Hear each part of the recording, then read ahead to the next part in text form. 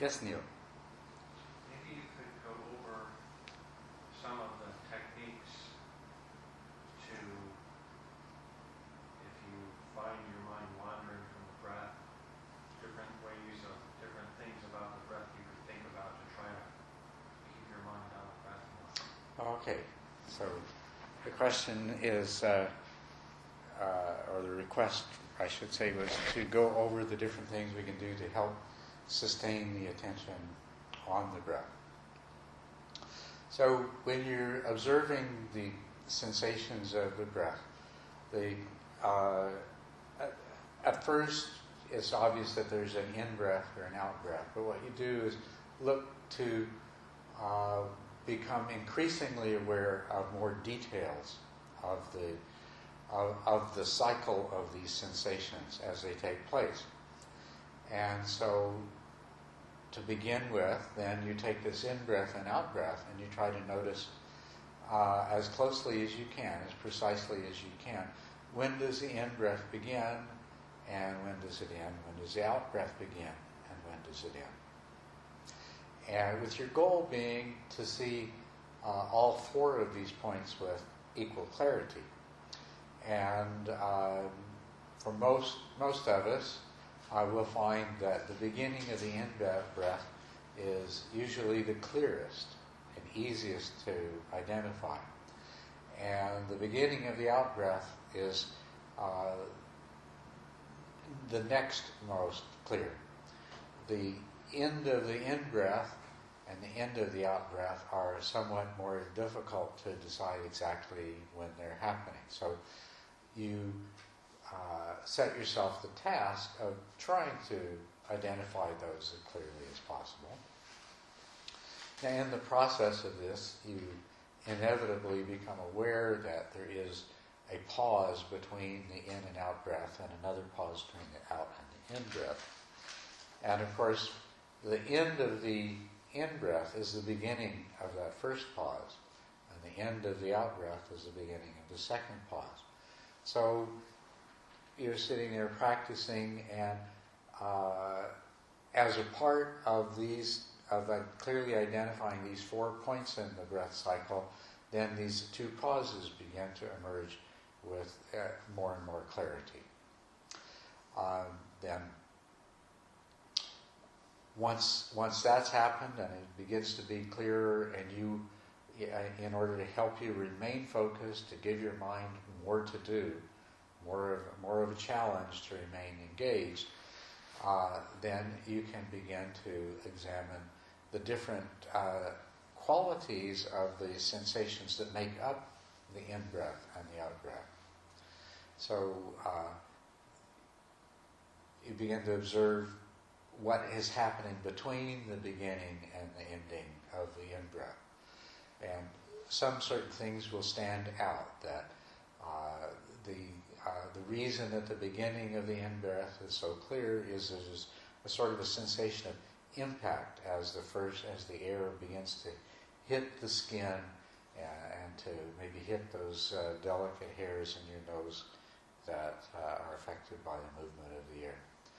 But there's also a sensation of coolness, because typically the air coming into your nose is cooler than the temperature of your skin. A sensation of movement, and so on and so forth.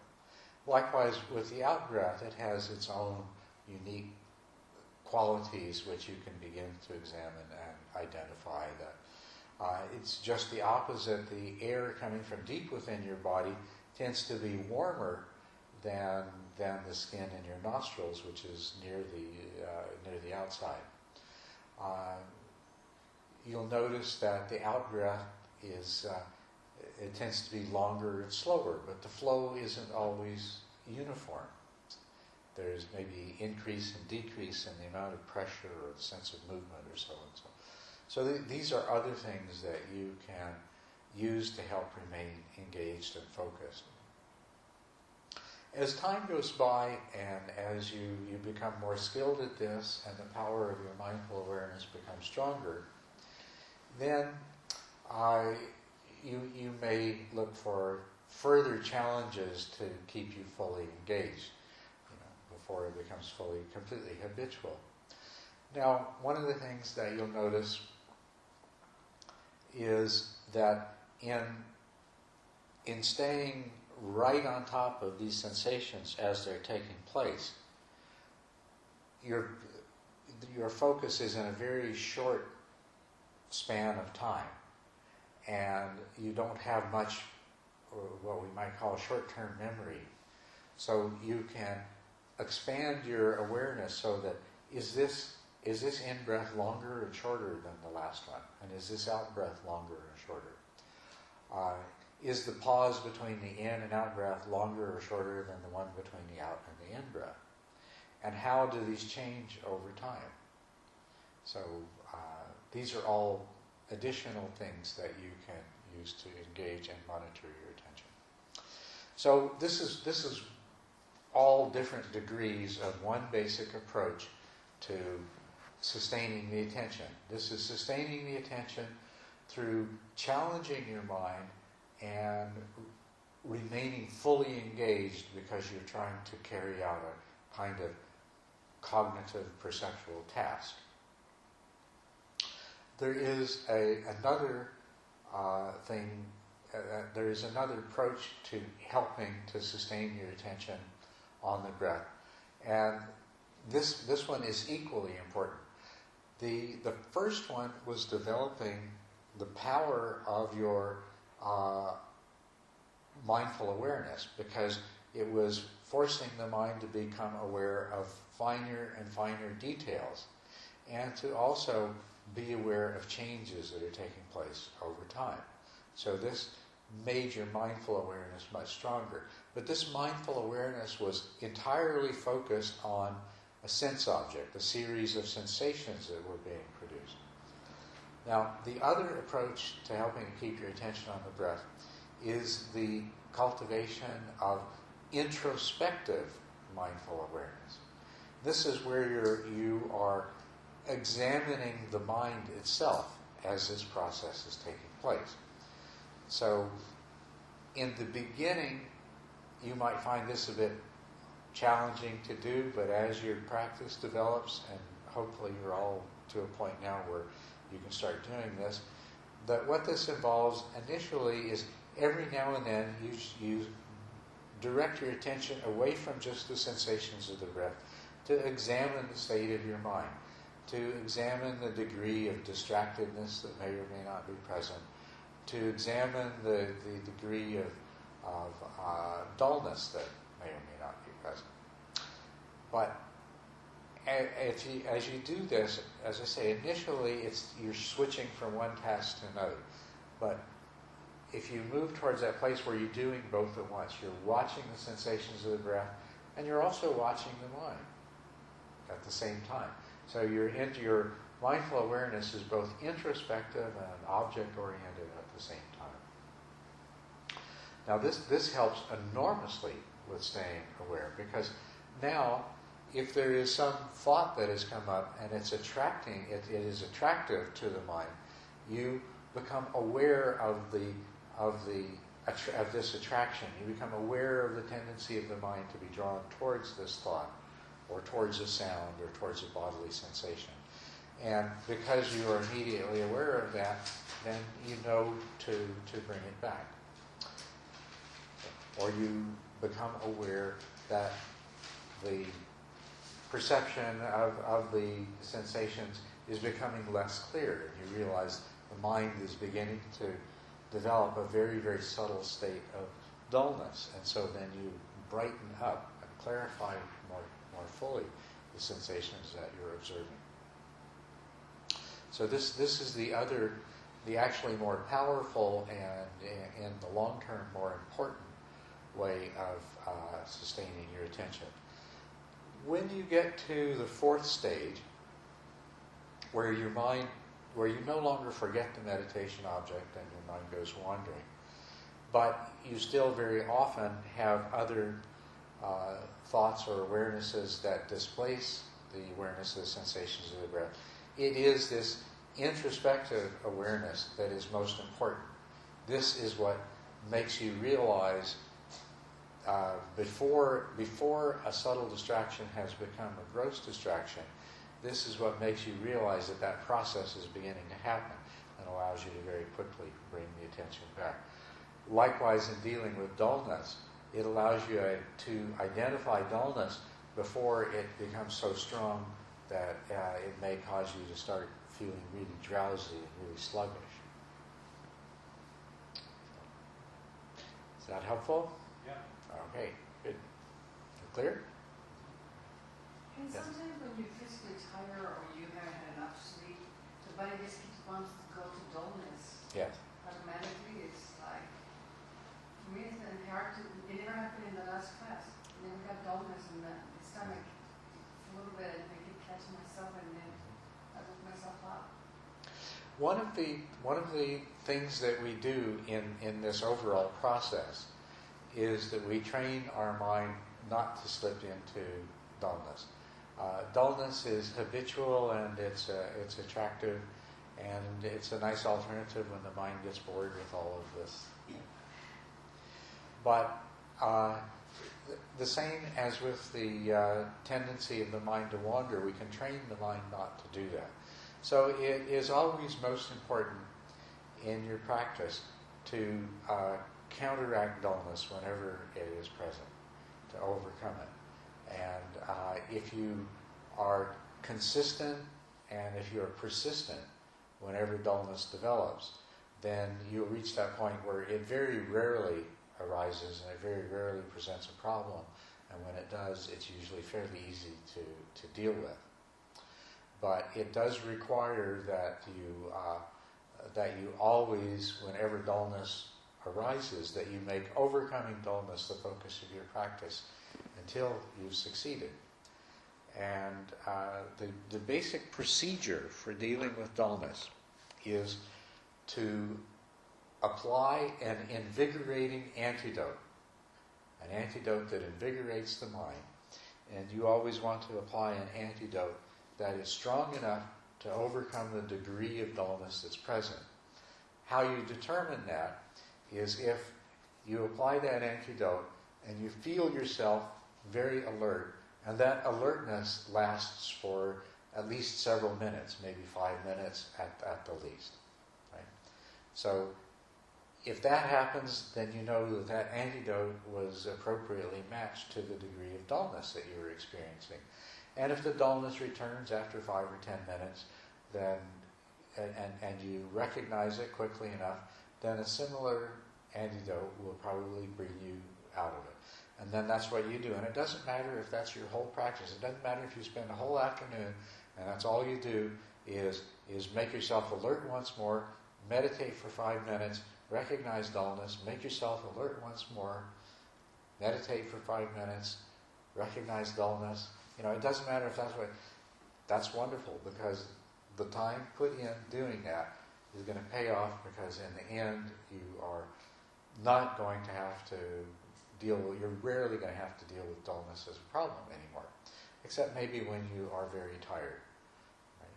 When you really haven't had enough sleep, or you're physically exhausted, or been under a lot of stress, it will show up again. But even at those times, you'll find it is more easily dealt with. Now, what happens is that you may go all afternoon doing this, and that's fine.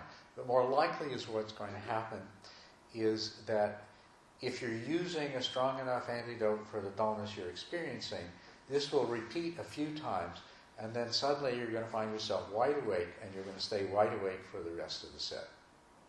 And that's kind of what you're looking for, that you keep making the correction, you make the correction, and finally the mind stops sinking into dullness. And you'll experience this happening, and then if you continue to practice skillfully, then this will happen more quickly. And when I say that you get to that place where you rarely have dullness, and when you do, you can deal with it quickly, that's the experience you'll have, is that maybe you are quite tired, maybe you will have some dullness, so you'll deal with it 2 or 3 times, and then you'll get into that bright, alert place, and you'll be okay with it from then on. When I say that you have the skill and you've dealt with it appropriately, that involves two things. That involves becoming very good at recognizing the presence of dullness. And in the beginning, you may not be so good at that. So you may not realize you have dullness until you're already starting to fall asleep. So this is the one aspect of the skill that you develop, is observing your mind and recognizing dullness earlier and earlier, before it has acquired a lot of strength. And that just comes from practice. And when I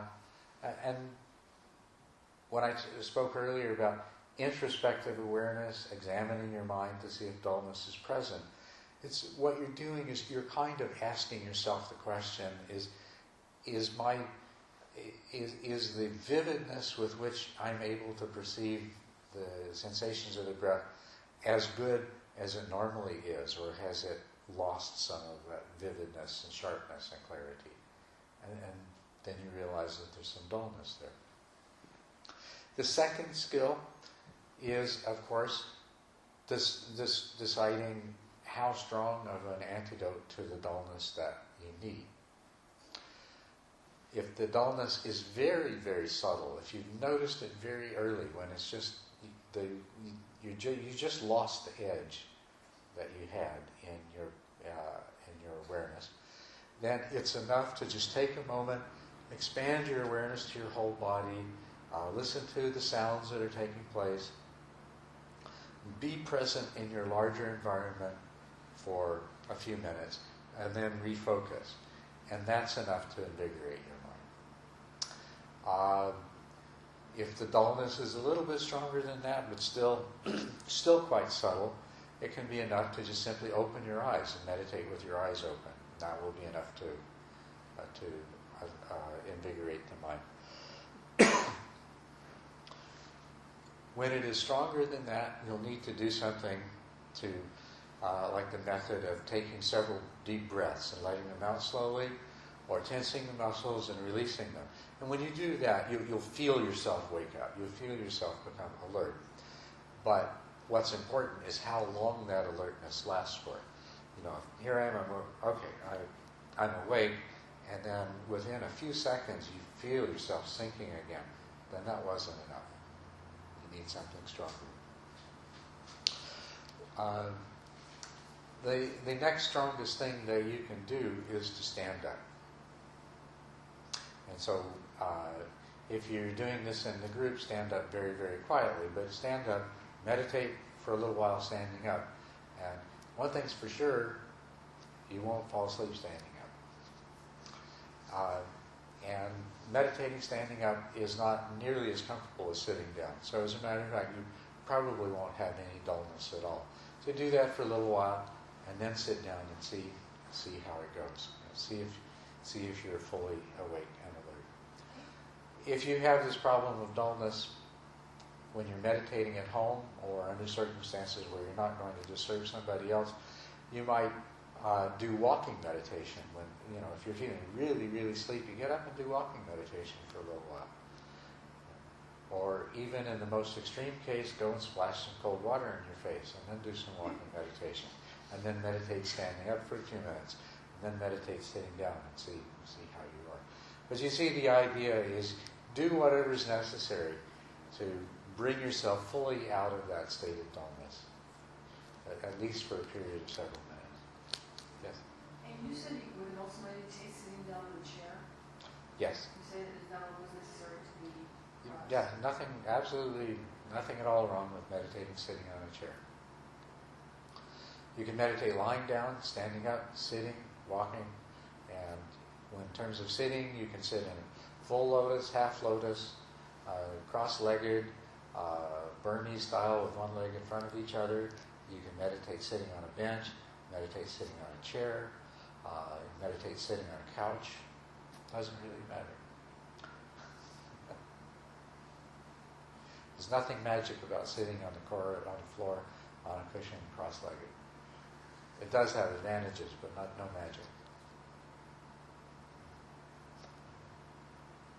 Yes. Okay, last night, the last bell ring. It scared me. I was shocked. But I'm pretty sure I'm very concentrated on the sensation of my leg. Yeah. Yeah, so my question is, I think it's not perfect. How come I cannot be scared next time? This one, or I know I'm pretty sure I'm concentrated, but maybe I have a little settle dullness. I don't know. You might have. Now, it is a sign of dullness if you find yourself being startled, if you jerk when there's some kind of a sound. You know, somebody coughs or closes the door or something and you jerk like that. That is a sign of dullness, but it doesn't always mean that dullness is there. The bell rings and you're startled. It can also happen if you are very, very focused. So you know, if you say that I was focused on the pain in my leg, you probably weren't in a state of dullness. I wouldn't think. It's kind of hard to focus on pain and be in dullness at the same time. So you probably weren't. And it was more likely that your being startled by the bell was due to the fact that you were just very focused. Yeah, but I think it's not perfect. Well, and it may be. And if you have the sense that there was some dullness, then there very well might have been some dullness there. So. 我的问题是说，我虽然很专心，还是会吓到，对不对？那我觉得这个好像被吓到，好像不是很 perfect。我有没有办法以后不要被吓到？ I recognize that started by the bill is not even though I'm concentrated, but I think it's still something there, and now so cannot perfectly. So is any way I can do or practice, and next time I will not start by the ring or outside the sun. Is any way I should do practice? Question is there some way to practice so that there's not dullness? Not was scared by the... Or not be scared? Disturbed by the sound. Oh, to not be disturbed by the sound. Well, if you are not so focused, if you're not so focused, you're less likely to be startled. Okay? So, for example, you have some idea that, well, probably the bell is going to ring sometime soon. And just knowing that will help you to keep from, if you totally forget about the bell, then you feel startled because you're very focused. Okay. And by the way, I feel this time the bell ring is more louder than before. Louder than before? Yeah, me too. Last night. I set it to louder. Is it too loud? I'll set it to next one. That's the bell when you bang, you ring. Oh, when I rang the bell. Yeah. Oh, you're not talking about this one. Yeah, we really ran. Oh, well. Too much energy. I was excited. I get to go to bed. Well, just one quick thing about the bell, because I was startled too, but the first night, we started meditating at 8:30. Yeah. We went for 45 minutes till 9:15. Yeah. The second night, we started meditating at 8:30. I went to rang the 9. bell at 9 o'clock. That's right. Yeah. So I wasn't in that mode where, hey, it's probably going to ring yet Yeah. or soon. Yeah. So that, plus the fact that it was extra loud, Uh-huh. is what startled me. Okay. I'll try not to ring it too loud. Yeah, I know. I'll try not to ring it too loud next time. But, Maybe if you could announce how long the session is going to be before when Okay. it starts. well, I can let you know, but there's certain advantages to not knowing too. Yeah, okay. That's fine.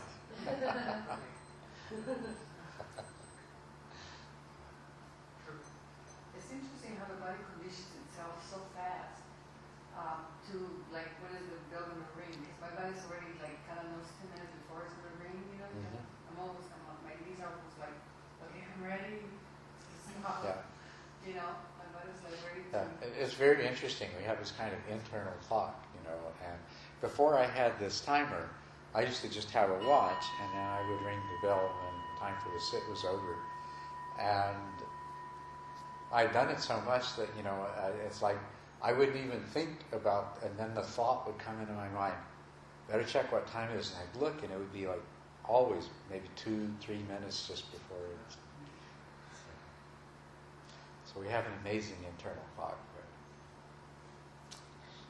I know what's kind of advantage for the sitting cross-legged. The advantage for sitting cross-legged? The advantage, if it's comfortable for you in terms of your hips and your knees, sitting cross-legged puts less stress on other parts of the body, and if you get balanced, you can sit a long time with less discomfort. It may seem like sitting in a chair would be easier for everybody than sitting cross-legged, but that's not actually true.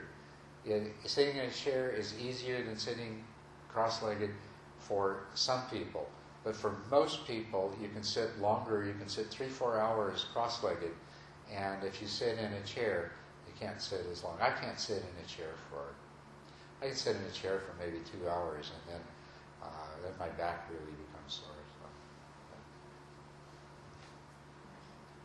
So there's nothing special about it. It's just everybody's a little bit different, and most people can sit a very long time cross-legged.